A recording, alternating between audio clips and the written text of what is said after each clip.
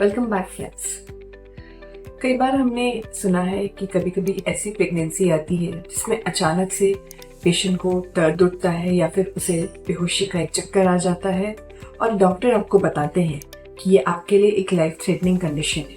आपकी pregnancy uterus में नहीं बल्कि उसके बाहर ट्यूब या अन्य जगह में फंस गई है या फट गई है। इसे कहते हैं ectopic pregnancy.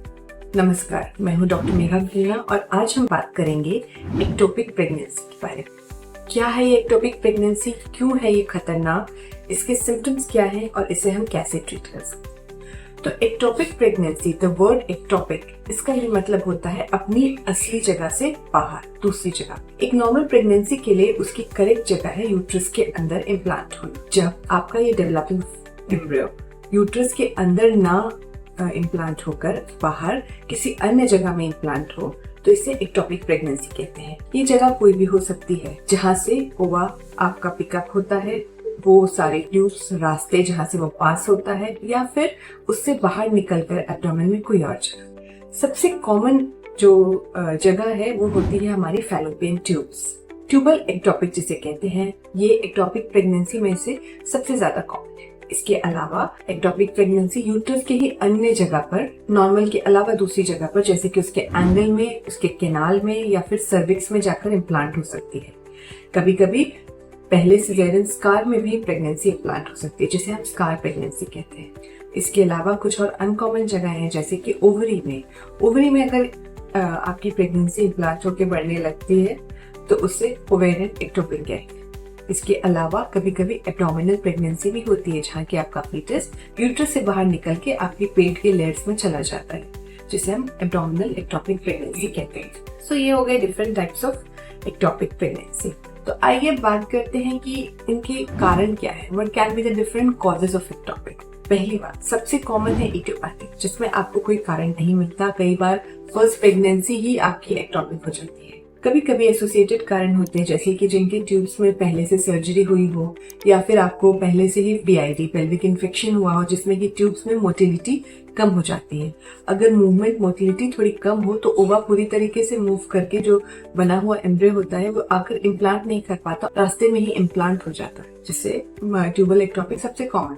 So apart from these, कभी कभी कुछ ऐसे मेडिकल कंडीशंस होते हैं, हमारे कुछ ऐसे जेनेटिक डिसऑर्डर्स होते हैं जिसमें एक्टोपिक ज्यादा कॉमन। अगर आपका प्रीवियस एक्टोपिक हुआ है तो भी आप एक्टोपिक प्रेगनेंसी अगली बार के लिए सो क्या क्या सिम्टम्स होने से हमें पहले एक्टोपिक का डाउट करना चाहिए। So you need to be ectopic minded. कहते हैं आपको एक्टोपिक सोचना पड़ेगा, तभी आप एक्टोपिक डायग्नोज कर पाएंगे। आपको प्रेगनेंसी टेस्ट अगर सबसे पहले बहुत ही फेंटली पॉजिटिव मिले, इसका मतलब आपने प्रेगनेंसी टेस्ट किया है, लेकिन वो जो प्रेगनेंसी पॉजिटिव के जो दाग आते हैं आपके किट में वो बहुत गाढ़ा नहीं है, हल्का है। It's a faintly positive test.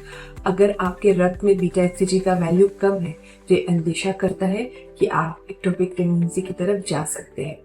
Ultrasonography में हमें कई बार यूट्रस के अंदर सैक नहीं मिलता, प्रेगनेंसी पनपती हुई नहीं दिखती है, तो आपको एक्टोपिक प्रेगनेंसी के बारे में सोचना चाहिए। अगर पेशेंट को अचानक से खड़े खड़े चक्कर आने का अटैक आए, या पेट में दर्द हो और साथ में थोड़ी ब्लीडिंग होनी शुरू हो जाए, इमरजेंसी में आप अपने डॉक्टर को अवश्य कंसल्ट करें। ये रूटीन मिसकैरेज भी हो सकता है, लेकिन ये एक्टोपिक भी हो सकता है। So once you are sure कि आपने एक्टोपिक पा लिया है तो आपको इसका इलाज कैसे करें। इसका इलाज डिपेंड करता है कि आप, पहली बात तो आपका एक्टोपिक कहाँ पे है, ये कितना बड़ा है, आपका जो एक्टोपिक प्रेगनेंसी डेवलप कर रहा है, इस प्रेगनेंसी के size, location, duration of pregnancy, इन सब चीजों पे आपका मोड ऑफ ट्रीटमेंट डिपेंड करता है। 3 तरह के ट्रीटमेंट एक्टोपिक प्रेगनेंसी में किए जा सकते हैं।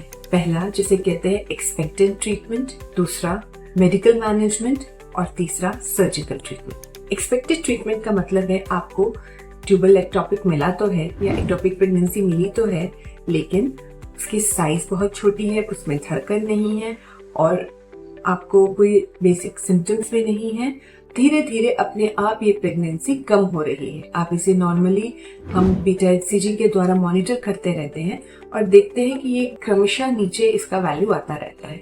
सो एक्सपेक्टेड, हम वेट एंड वॉच की पॉलिसी करते हैं। दूसरा है मेडिकल मैनेजमेंट। इसमें भी अगर कुछ निर्धारित क्राइटेरिया है, अगर आपकी एक्टोपिक प्रेगनेंसी इन क्राइटेरियाज को जस्टिफाई करती है तो हम इसे मेडिकल मैनेजमेंट में कुछ एक इंजेक्शंस होते हैं जैसे मेथोट्रेक्सिट का इंजेक्शन, इसे लगाकर इस प्रेगनेंसी को वहां पे गला सकते हैं, लेकिन इसके लिए भी ये इसकी क्राइटेरियाज को सर्व करनी चाहिए। The third and the most common that occurs in ectopic is surgery.